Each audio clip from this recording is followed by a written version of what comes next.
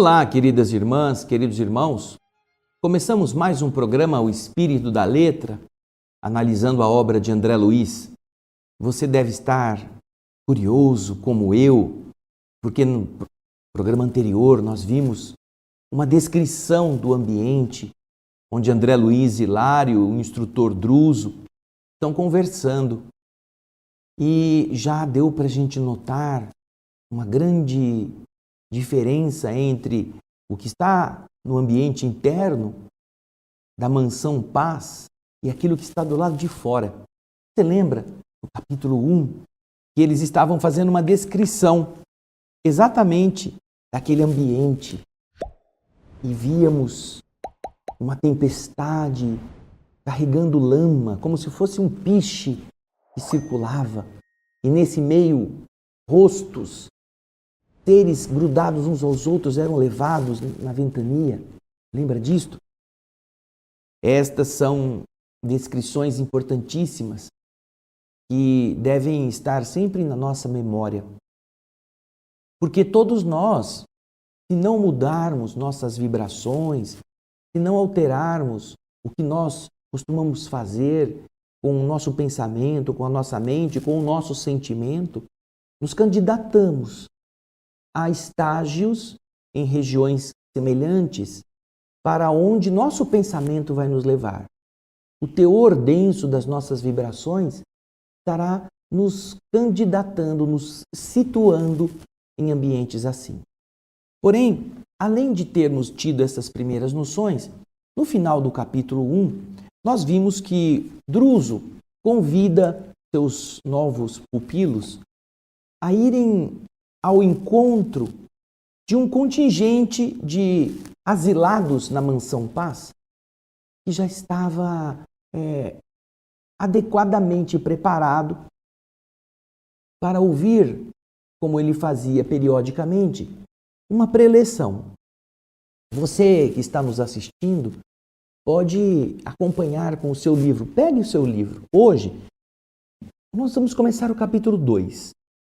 Vamos ouvir as instruções do instrutor, daquele que administra a Mansão Paz. Só que, como nós não temos pressa, não desejamos acelerar as coisas apenas para cumprirmos os nossos cronogramas, o capítulo 2 ele é um pouco mais longo. E se nós fôssemos fazê-lo no tempo previsto para cada um dos nossos programas, teríamos que correr e prejudicaríamos comentários importantes. Então, nós vamos dividir o capítulo 2 em duas partes. Hoje, nós vamos fazer a primeira parte e no próximo programa vamos fazer a segunda.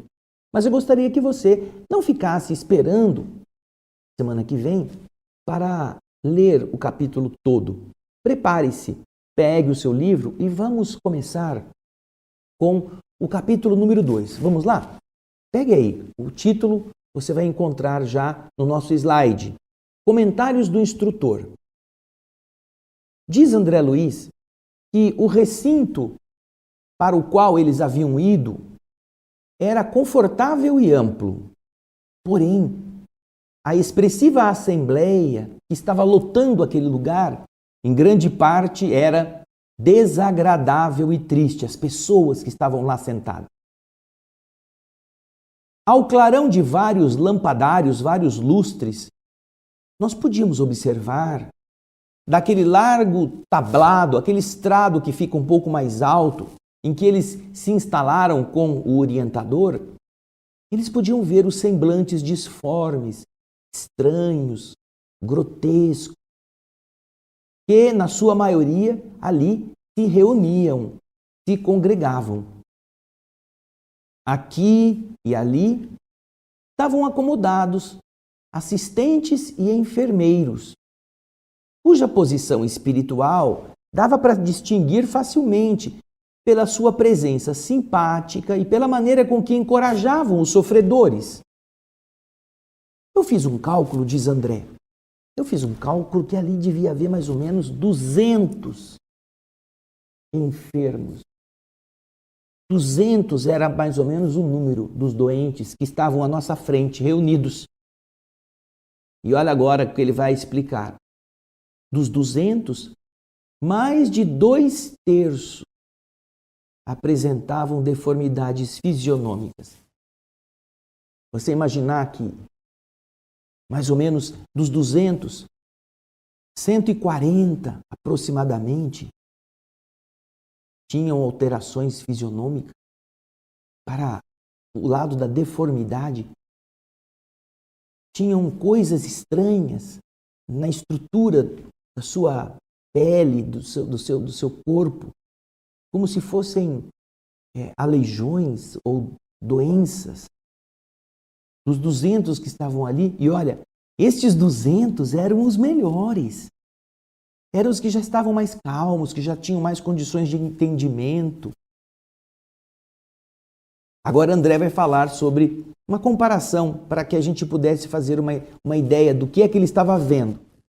Aqueles que já tenham visitado um sanatório de moléstias da pele, analisando em conjunto os doentes mais graves, poderá imaginar o que fosse aquele agregado, aquele conjunto de almas silenciosas e dificilmente reconhecíveis. Eram deformados. Talvez quem os conhecesse um dia ou os houvesse conhecido no passado não os reconhecesse. Agora André vai fazer um comentário comparando o que havia lá dentro com o que ele tinha visto no ambiente externo. André diz o seguinte, olha, onde nós estávamos eu notei o quase completo silêncio do ambiente, a quase completa quietude. E eu perguntei a Druso sobre a tempestade que se contorcia lá fora, que a gente ouviu o ruído antes de termos ido para aquele lugar, para aquele auditório. Tendo me informado, então, o generoso amigo, que nós nos achávamos em um salão interior da cidadela, que por fora era revestido por abafadores de som. Ou seja, os ruídos da tempestade não penetravam aquele ambiente. Parecia uma câmara isolada dos sons externos. Então, André agora vai começar a explicar quem é que fazia parte da direção mais íntima daquele conjunto de salas e de dependências destinado a ajudar os desesperados. Ele diz o seguinte, integrando a equipe que dirigia, Hilário e eu passamos a conhecer companheiros agradáveis e distintos, os assistentes Silas e Honório e a irmã Celestina, 3 dos mais destacados assessores na condução daquela morada socorrista. Não nos foi possível qualquer entendimento, além das saudações comuns, porque o orientador, após selecionar um dos enfermos para realizar a oração de início, que nós ouvimos emocionadamente, tomou a palavra e com naturalidade falou como se estivesse conversando numa roda de amigos. Bem, então aqui nós vamos encontrar uma coisa interessante. Você que está acompanhando as histórias de André Luiz já deve ter notado que existe algo que repete no começo dos livros, ou em boa parte deles, que é como que um período inicial em que um instrutor vai fazer um diálogo, vai fazer uma pregação, e eles assistem aquilo. Eles escutam, eles prestam atenção, um grupo que está lá sendo conduzido mesmo no raciocínio, é levado a meditar a respeito. E isso está sempre geralmente colocado no começo das obras. Eu me recordo, por exemplo, no livro Obreiros da Vida Eterna, tem um diálogo, ou pelo menos uma fala de um instrutor muito elevado, que conta como foi ele também evoluir. Ele pensava em subir e de repente ele vê uma luz descendo até o vale onde ele estava antes, de onde ele tinha saído. Então eles vão fazendo sempre alguma preleção orientadora. E agora, neste livro, vamos ouvir o próprio administrador da Mansão Paz, o instrutor Druso, falando àqueles que são os melhores em posição de recuperação, para que eles também possam entender os esforços necessários, a fim de que a vida lhes garanta a possibilidade de saírem daquele estágio de desajuste, não é mesmo? Então é interessante a pedagogia, através da qual o Espírito André Luiz coloca sempre, ou quase sempre, no começo da obra, todo um roteiro para aqueles que vão desenvolver-se ao longo dos capítulos, meditando a respeito do que é importante, do que é fundamental, do que é básico para que a gente vença essas dificuldades, tanto para os espíritos que fazem parte do livro, quanto para os leitores, como nós, que também precisamos muito, porque, de uma certa forma, todos nós somos meio detraquezinhos, somos meio assim, avariados na emoção, no pensamento, somos doentes do espírito. Porque se não fôssemos doentes do espírito, nós não estaríamos aqui, não é mesmo? Nós já teríamos ido para um dos melhores. Então, vamos voltar agora ao que o instrutor vai começar a dizer. Vamos ao texto. Ele então, tomando a palavra de forma bastante tranquila, começa a dizer: queridos irmãos, continuemos hoje o nosso comentário sobre o bom ânimo. Não acreditem que eu esteja separado de vocês por virtudes que eu não possuo. A palavra fácil e bem posta é muitas vezes um dever espinhoso em nossa boca, obrigando-nos à reflexão e à disciplina. Também sou aqui um companheiro como vocês, que está esperando o retorno. A prisão redentora da carne, o corpo físico, acena para todos nós, chamando-nos ao regresso. É que o propósito da vida trabalha em nós e trabalha conosco, através de todos os meios, para nos guiar à perfeição, cerceando-lhe ou limitando-lhe o propósito da vida, limitando-lhe os impulsos, agimos em sentido contrário à lei, criando aflição e sofrimento em nós mesmos. No plano físico, muitos de nós supunhamos que a morte seria ponto final aos nossos problemas, enquanto outros muitos se acreditavam privilegiados da infinita bondade por haverem abraçado atitudes de superfície, atitudes assim de casquinha, nos templos religiosos. Tinham lá feito o sinal da cruz, tinham feito alguma atividade religiosa, tinha se dedicado a ir na missa uma vez por semana, a receber 3 espíritos por semana, e aí já estavam salvos. A viagem do sepulcro, a viagem da morte, no entanto, nos ensinou uma lição grande e nova. A lição de que nos achamos indissoluvelmente ligados às nossas próprias obras. Estar indissoluvelmente ligado às nossas obras. Você já percebeu que muitas vezes, quando temos alguma atitude generosa, ou porque nos pedem, ou porque está sobrando, nós nos desfazemos de algumas coisas, de alguns recursos para ajudar alguma necessidade, imediatamente assoma ao nosso raciocínio a ideia, com isso, graças a Deus, eu vou ganhar alguns créditos lá em cima.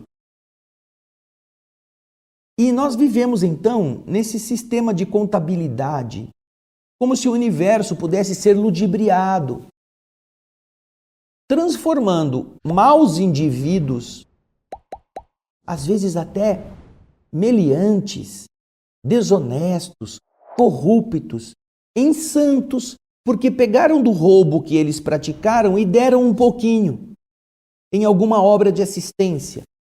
Ou eles mesmos, tendo prejudicado muitos, deram comida para os seus próximos. Não importa quantos morreram de fome por causa disto. Então, essas pessoas vão padecer de duas grandes desilusões. Primeiro, a de que, quando a morte chegar, eles não estarão livres da vida, continuarão a viver. E a segunda, que eles estarão, como disse o texto, indissoluvelmente ligados àquilo que eles fizeram. Não dá. Eu costumo dizer, e isso eu gostaria de repetir para vocês aqui, eu costumo dizer às pessoas, quando faço palestra, que o bem que fazemos não anula o mal que nós fizemos. Não existe uma compensação. Você foi um mau marido, mas foi um bom empresário. O fato de ter sido um bom empresário não tira de você a responsabilidade por ter sido um mau esposo. Você foi um bom empresário e foi um mau cidadão. O fato de ter sido um bom empresário, de ter dado emprego, de ter ajudado pessoas, não faz de você um cidadão decente.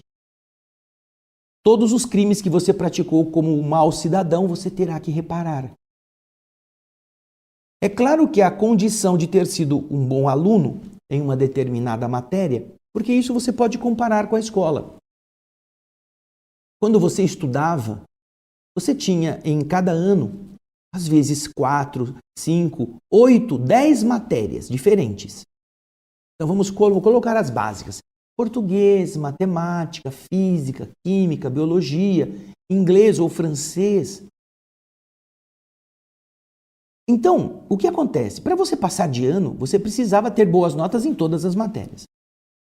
Ninguém era aprovado pelo simples fato de ter sido excelente aluno de matemática, ter tirado nota máxima em todas as provas e ter sido um fiasco em física. Ter ficado quase que no zero em física, em biologia. Ninguém passa de ano, ninguém recebe aprovação se não tiver a nota mínima exigida em cada uma das matérias a que está sendo submetido. Então, quando falamos de nosso eu, isto é uma verdade que nós não devemos nos iludir. Não é o fato de frequentarmos igreja que vai limpar a nossa barra da condição de maus funcionários, de maus patrões, de maus companheiros. Não. Você pode ter sido rato de igreja, pode ter ficado morando quase na catedral, mas todo o mal que você fez estará indissoluvelmente ligado a você, até que você o corrija. Ah, excelente aluno de matemática. Muito bem, parabéns. Mas em química e em física é um fiasco. Vai estudar. Vai lá, volta para os livros. Vai estudar. Mas eu sou excelente em matemática. Ótimo, lá a matemática a gente aplaude você. Mas química e física você é uma negação. Vai estudar. É, assim que são as coisas. E é isso que o instrutor está dizendo. Todos nós estamos deste lado agora, esperando voltar para o recomeço, porque nós estaremos presos àquilo que nós fizemos. Bem ou mal? Bem e mal, não é? Vamos voltar ao texto? Vamos lá. Agora veja essa frase. Nossos atos tecem. Tecem quer dizer costuram, produzem, geram. Olha só. Quando eu li esse livro pela primeira vez, eu peguei e grifei essa frase. Nossos atos tecem asas de libertação ou algemas de cativeiro para a nossa vitória ou a nossa perda. Somos nós que fazemos isso. A ninguém devemos o destino, senão a nós próprios. Todos nós somos os responsáveis.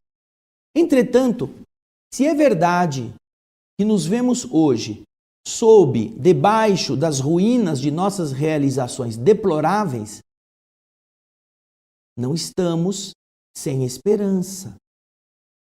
Se a sabedoria de nosso Pai Celeste não dispensa da justiça para tornar-se evidente, essa mesma justiça não se manifesta sem estar acompanhada do amor. Se somos vítimas de nós mesmos, somos igualmente beneficiários da tolerância divina, que nos abre os santuários da vida para que saibamos expiar, saibamos sofrer e saibamos pagar, restaurar e ressarcir. Então, a nossa maneira de entender, segundo o instrutor está falando, é que Deus não se vinga. Que nós criamos os problemas. Porém, o Pai que nos ama e que estabelece a consequência para as nossas atitudes dentro da lei, igual para todos, não nos condena, não nos coloca em um inferno para sofrimento eterno, não nos castiga pelo prazer de ver seus filhos gemendo. Não. A tolerância, como ele chama aqui, não é? A tolerância divina, a divina tolerância, nos coloca sempre nessa condição de criaturas que podem voltar, que podem tomar um novo corpo, que podem regressar aos santuários da vida, para que saibamos sofrer e pagar, restaurar e ressarcir, e devolver, reconstruir e devolver. Essa é a bondade, esse é o amor. Todos erram, mas todos têm que acertar. Se você só tivesse uma chance, se você não soubesse como aproveitá-la, você estaria condenado ao resto do tempo de existência a padecer. Isso não é amor. Considerando, inclusive, o estado de pouca elevação evolutiva, pouca lucidez. Quem não tem experiência certamente vai errar. Quando eu era criança, mais do que hoje, eu via meus amigos fazendo aqueles maranhão, aqueles papagaios de papel, e eu ficava pensando, puxa vida, como deve ser difícil fazer um negócio desse. Uma vez eu pedi para um dos meus amigos me ensinar a fazer, e ele não quis ensinar. Por quê? Porque ele vendia os papagaios. Se ele me ensinasse, eu já não comprava mais. E eu podia ser um concorrente. Então ele deu uma desculpa qualquer e não me ensinou. Aí eu olhava os papagaios e eu tentava fazer os papagaios do meu jeito e dava tudo errado. Quer dizer, eu não tinha experiência. Eu queria fazer olhando, mas eu não sabia como organizar as coisas, não sabia como recortar o papel ficava torto, ficava penso. Então eu resolvi, eu comprei um papagaio de papel, falei, eu vou fazer esse negócio. Comprei o papagaio, pus o papagaio em cima da folha de papel de seda assim e desenhei com uma canetinha em volta para fazer o tamanho certinho do papagaio. Aí recortei e comecei a montar meu papagaio. O papagaio não ficou lá muito bom, mas ele já começou a voar um pouco melhor. Quando meu pai chegou em casa, eu mostrei para ele o papagaio. E ele viu que o papagaio estava mal recortado, porque você faz um risco com a mão, o risco vai ficando meio torto. Mas como é que você recortou isso daí? Aí eu comprei o papagaio, botei em cima da folha e risquei assim, aí fui com a tesoura. Assim, não é assim. Traz a folha aqui que eu vou te mostrar como é que é. Meu pai já era macaco velho de fazer papagaio quando ele era criança. Aí ele pegou a folha assim pelas duas pontas oblíquas, puxou assim, a ponta fez o papel dobrar, falou assim, agora você risca aqui, ó, aperta aqui, nessa dobra, neste vinco, você corta. E aí é só colar uma com a outra, fica igualzinho. Falei, nossa, que legal, que mágica. E ele não ficava penso. Então, era assim. Você pega pela pontinha, puxa. Eu vou até fazer para você ver. Eu tenho um papelzinho aqui, ó. Você tinha a folha, né? A folha aqui. Ela era assim. Aí meu pai falou assim, pega assim na ponta oblíqua e puxa. Aí vai ficar igualzinho. Aí você faz o vinco E você recorta no vinco e encola uma na outra, fica o papagaio, certinho. Falei, nossa, que bacana. E você está vendo? Esta é uma das oportunidades de aprender que a vida fornece. Numa bobagem, eu estou falando numa bobagem de uma criança. Porém, se você está voltando para viver, você vai ter a chance de fazer isto. Você vai sofrer o que você precisa, vai aprender, vai resolver problemas que você não sabia e vai crescer. Por isso é que é importante o santuário da vida e a bondade de Deus. Imagina se eu tivesse que ir para o inferno no primeiro papagaio. Que desgraça que ia ser, eu estava até hoje lá me queimando. Agora eu estou falando para você e dá para ensinar você a fazer. Porque alguém me ensinou. Então vamos continuar a ver o que o André Luiz está falando. Quando estávamos no passado, lá na retaguarda, o que nós fazíamos? Nós aniquilávamos o tempo, desperdiçávamos o tempo, instilando, injetando, produzindo nos outros, interferindo nos outros sentimentos que não eram, nem pensamentos que não eram desejáveis, que nós não queríamos para nós. Nós fazíamos os outros serem raivosos, serem invejosos, terem ambições que nós mesmos não queríamos para nós. Quando não estabelecíamos, pela crueldade e pelo orgulho, uma vasta sementeira de ódio e de perseguição. Tudo isso a gente fazia no passado. E olha aqui, hein? Precisamos ver se não estamos fazendo no presente também, né? Ele está falando aqui no passado para aqueles seres que já estão sofrendo.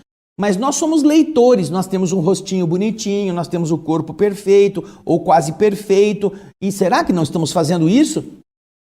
Estabelecermos pela crueldade, pelo orgulho, sementeira de ódio por onde passamos? Ou induzindo pessoas a terem comportamentos que não são bons para elas mesmas, estimulando o vício nos outros, fazendo as pessoas caírem nas tentações da vida, ajudando a fraqueza de nossos semelhantes a se manifestar cada vez mais profundamente, ganhando dinheiro da miséria alheia? Será que nós não estamos fazendo isso? Então, continua André Luiz nos explicando o que Drusus fala para aqueles doentes.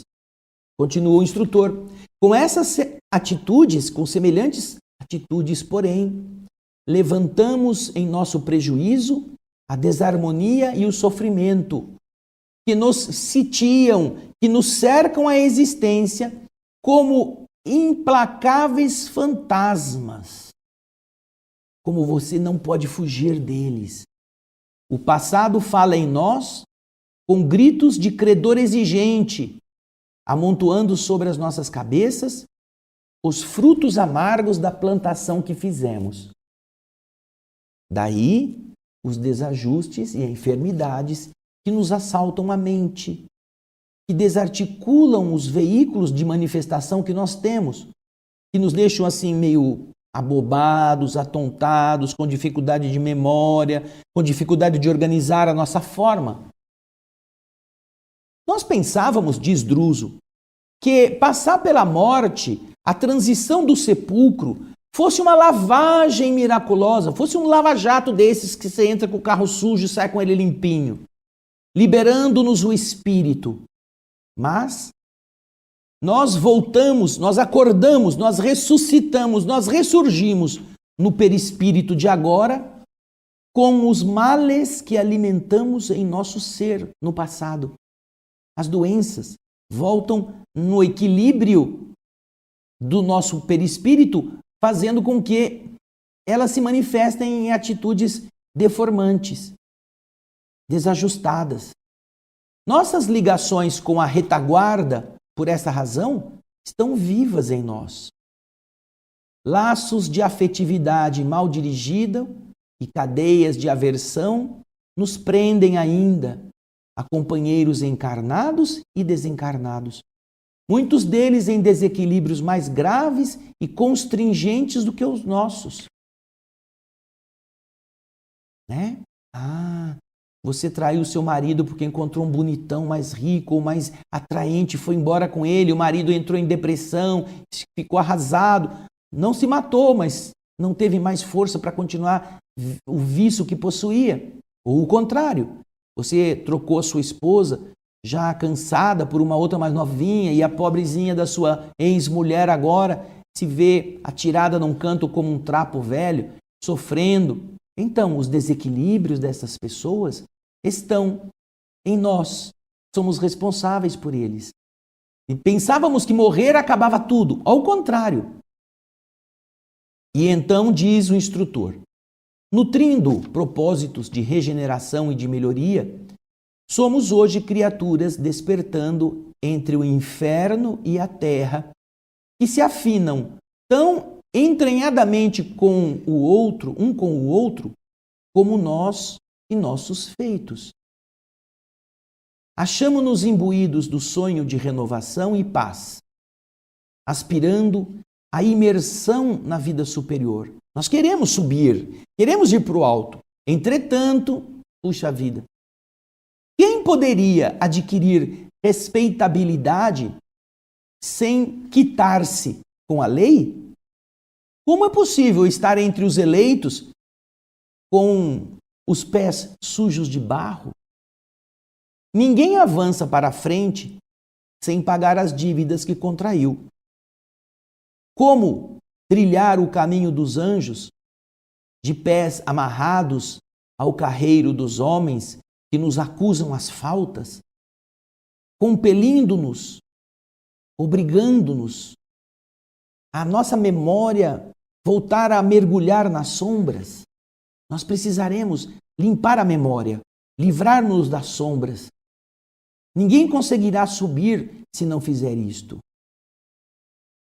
Druso fez ligeira pausa e, depois de um significativo gesto, como que indicando a torturada paisagem de fora, prosseguiu em tom comovente. Em volta de nosso pouso de trabalho e esperança, alongam-se flagelos infernais. Olha essa expressão que ele usa. Alongam-se flagelos infernais. Não é aquele inferno que a gente está acostumado a ouvir, não é? Nas historietas. Quantas almas petrificadas, paralisadas na rebelião e na indisciplina, aí se desmandam, se transgridem no aviltamento, no rebaixamento de si mesmas? O céu representa uma conquista, sem ser uma imposição. A lei divina, alicerçada na justiça infalível, funciona com igualdade para todos. Por esse motivo, nossa consciência reflete a treva ou a luz de nossas criações individuais. A luz, aclarando-nos a visão, revela-nos a estrada. A treva, enceguecendo-nos, acorrenta-nos aos cárceres de nossos erros. O espírito em harmonia com a vontade superior, com os desígnios superiores, descortina o horizonte próximo e caminha corajoso e sereno para adiante, a fim de superá-lo, de chegar até esse obstáculo elevante, esse limite, esse horizonte superior. No entanto, aquele que abusa da vontade e da razão, quebrando a corrente das bênçãos divinas, modela em torno de si mesmo a sombra, isolando-se em pesadelos aflitivos, incapaz de seguir à frente. Definindo assim a posição que nos é própria, somos almas entre a luz das sublimes aspirações e o nevoeiro dos débitos escabrosos, para quem a reencarnação, como recomeço de aprendizado, é uma concessão da bondade excelsa, da bondade suprema, que nos cabe aproveitar no resgate indispensável, imprescindível. Em verdade, por muito tempo ainda sofreremos os efeitos das ligações com os nossos cúmplices e associados de desequilíbrio, de intemperança, de desregramento. Mas, dispondo de novas oportunidades de trabalho no campo físico, é possível refazer o destino, solucionando, pagando os escuros compromissos e, sobretudo, promovendo novas sementeiras de afeição e de dignidade, esclarecimento e elevação. Sujeitando-nos às disposições das leis que prevalecem na esfera carnal, teremos a felicidade de reencontrar velhos amigos, velhos inimigos, sob o véu de temporário esquecimento, facilitando-se assim para nós essa reaproximação preciosa com eles. Vai depender, desta forma, de nós mesmos, converter esses inimigos em amigos e companheiros, de vez que padecendo-lhes, sofrendo deles a incompreensão e a antipatia, com humildade e amor, sublimaremos nossos sentimentos e pensamentos, modelando, plasmando novos valores de vida eterna em nossas almas. Por isso é que é importante renascer. Nós vamos nos reencontrar, nós vamos ver aqueles que prejudicamos, vamos sofrer, é claro, a antipatia, a falta de simpatia da parte deles, de facilidade de relacionamento, porém, nós desenvolveremos paciência, desenvolveremos a vontade de aproximarmos-nos, a humildade de aceitá-los. Isso vai nos enriquecer como espíritos. Aí, diz André, diante da pausa que o instrutor imprimiu às suas considerações, eu virei-me para a assembleia que eu escutava, suspensa nas flamas dessa elevada meditação. Alguns dos enfermos ali enfileirados tinham lágrimas nos olhos, enquanto outros mostravam o semblante estático, em êxtase, como aqueles que se conservam entre o consolo e a esperança. Druso, que também sentia o efeito das suas palavras nos ouvintes reconfortados, continuou dizendo: somos espíritos endividados com a obrigação de dar tudo em favor da nossa renovação. Comecemos a articular ideias redentoras e edificantes desde agora, favorecendo a reconstrução do nosso futuro. Disponhamos-nos a desculpar aqueles que nos ofenderam, com o sincero propósito de pedir perdão para as nossas vítimas, aqueles a quem nós ferimos, cultivando a oração com serviço ao próximo. Reconheçamos na dificuldade o gênio bom que nos ajuda a desafiar-nos ao maior esforço.